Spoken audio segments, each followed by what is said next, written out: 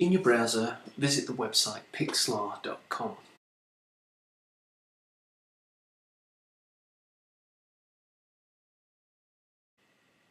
You may then be asked to enable Adobe Flash in your browser for Pixlr to work.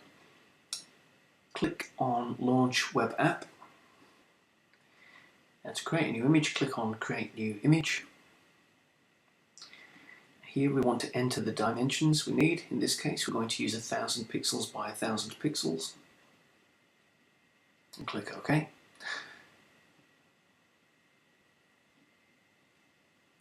Now here at the top is Pixlr's menu. We don't need too many of them. On the left we have the toolbar, and on the right we have something called the navigator to zoom in and out, and we have a layers palette. So let's import an image, and we click on Layer, Open Image as a Layer.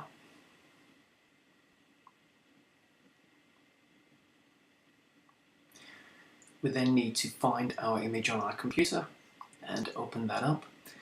And it's worth noting that the image needs to be larger than the file we're going to save it to. So in this case our image is going to be 1000 pixels by 1000 pixels, so we need our image to be bigger than that to begin with.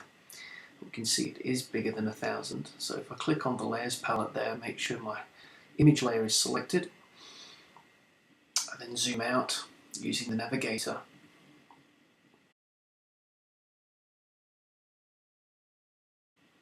I'm going to click on Edit Free Transform.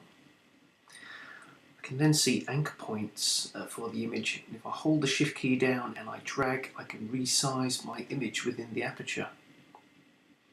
I can reposition it by letting go and then holding the Shift key down and dragging the anchor point out again. Once I'm happy, I can click Enter or Return on the keyboard. Now to save the image, you go to File, Save. Now it's important that your image file name doesn't contain spaces. You've got to use dashes instead, otherwise it will break on your website.